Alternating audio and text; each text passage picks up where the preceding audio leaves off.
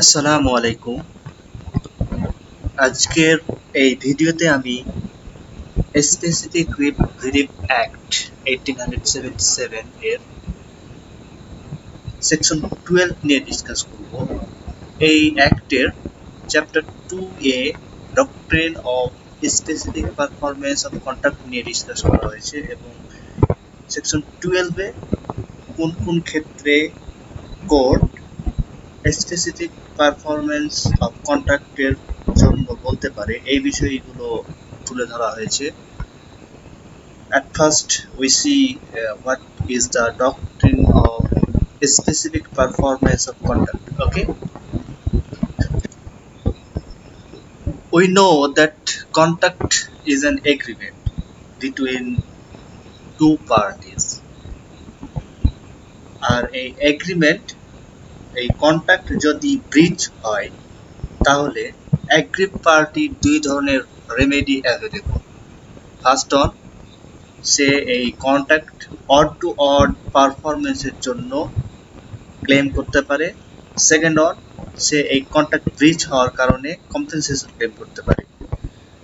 প্রথম যে রেমেডি অর্থাৎ অড টু অড পারফরমেন্স অফ কন্ট্রাক্ট, এটা হচ্ছে স্পেসিফিক পারফরমেন্স অফ কন্ট্রাক্ট, অর্থাৎ এই কনসেপ্টটা হচ্ছে doctrine of specific performance of contract. Okay, অর্থাৎ স্পেসিফিক পারফরমেন্স অফ কন্ট্রাক্ট হচ্ছে contract word two word perform, যেভাবে কন্ট্রাক্টের ডিডে বলা সেইভাবে সেই টার্ম এবং কন্ডিশন অনুযায়ী এই কন্ট্রাক্ট পারফর্ম করা। ওকে, পূর্বে equity court specific performance of কন্ট্রাক্টের জন্য দুই ক্ষেত্রে এই স্পেসিফিক পারফরমেন্স গ্র্যান্ট করত। ফার্স্ট অন হচ্ছে when the law give no remedy, second on when the law awarded damages which was not adequate, অর্থাৎ inadequate ক্ষতিপূরণ ডিক্লেয়ার করত অথবা ল কোনো ধরনের রেমেডি প্রদান না করত, সেই ক্ষেত্রে ইকুইটি কোর্ট পূর্বে এই স্পেসিফিক পারফরমেন্সের জন্য অর্ডার দিত। ওকে, now let's see section 12 of this act, what it says. এই সেকশনে বলা হয়েছে যে স্পেসিফিক পারফরমেন্সের অর্ডার দেওয়া এই কোর্টের এটা একটা ডিসক্রিশনারি পাওয়ার, কোর্ট এটা দিতে বাধ্য না। আর এখানে কয়েকটি গ্রাউন্ড উল্লেখ করা হয়েছে, যেসব গ্রাউন্ডে কোর্ট তার ডিসক্রিশনারি পাওয়ার অ্যাপ্লাই করে স্পেসিফিক পারফরমেন্স অফ কন্ট্রাক্ট এটা দিতে পারে। ফার্স্ট অন হচ্ছে যে যদি কন্ট্রাক্টটা কোনো ট্রাস্টের অংশ হয়, হোললি অথবা পার্টলি কোনো ট্রাস্টের অংশ হয়, এই ক্ষেত্রে কোর্ট স্পেসিফিক পারফরমেন্সের জন্য বলতে পারে। সেকেন্ডলি,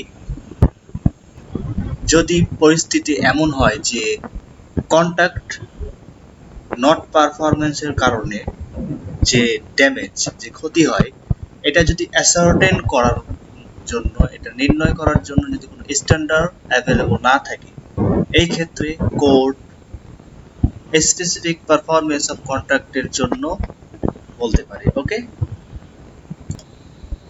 ফর এক্সাম্পল, এ এবং বি দুইজন ব্যক্তি একটা paint made by date printer ক্রয় বিক্রয়ের জন্য কন্ট্রাক্ট করলো। এই কন্ট্রাক্টটি স্পেসিফিক পারফরমেন্সের জন্য কোর্ট অর্ডার দিতে পারে, কারণ এটা যদি স্পেসিফিক ভাবে পারফরমেন্স না করা হয়, অর টু ওয়ার্ড পারফরমেন্স না করা হয়, তাহলে এর যে ড্যামেজেস, তাহলে এই ড্যামেজেসটা অ্যাসার্টেন করার মতো কোনো স্ট্যান্ডার্ড নেই, কারণ এই পেন্টার ইজ ডেড। ওকে, এরপরে থার্ডলি, যদি এমন হয় যে এই কন্ট্রাক্ট নন পারফরমেন্সের কারণে যে ড্যামেজ হবে, যে ক্ষতি হবে, এটা যদি এর জন্য পিকিউনারি কম্পেনসেশন যদি অ্যাডিকুয়েট রিলিফ না হয়, এরকম ক্ষেত্রে court specific performance of contract grant করবে। ওকে, ফর এক্সাম্পল, সাপোজ এ এবং বি দুইজন ব্যক্তি একটি কন্ট্রাক্ট করলো যে বি 1,000 টাকার বিনিময়ে এ কে একটি চিত্র বা পিকচার বা পেন্ট তৈরি করে দিবে।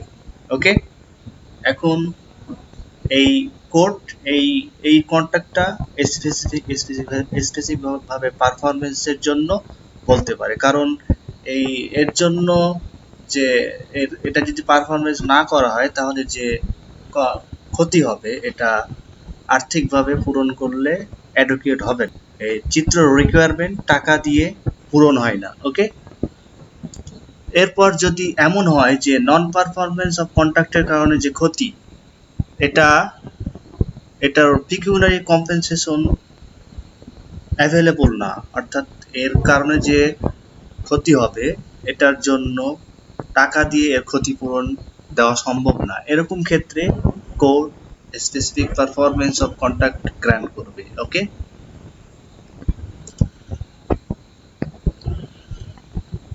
Thanks for watching, please don't forget to subscribe, thank you.